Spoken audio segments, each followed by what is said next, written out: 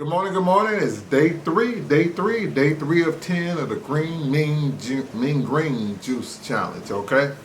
I survived 2.5 days so far. This is day three. I woke up feeling pretty good. Slept. I didn't sleep too good last night. I don't know what it was, but we have those days where we don't sleep good anyway.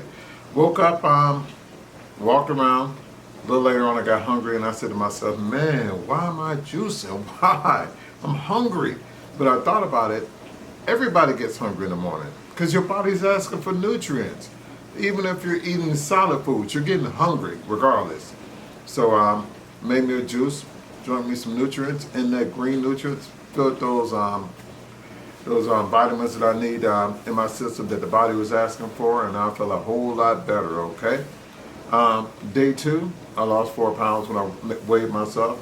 I weighed myself again this morning just out of curiosity. I lost another 2 pounds, so I'm happy. I'm happy so far. So we're talking about 2 days, and I'm on day three, and I lost a total of 6 pounds. So my goal is about 15 to 20, and hopefully I can get those 20 pounds down. But stay tuned. The end of day three, I'm going to wrap it up and let you know how I make it through this day as well.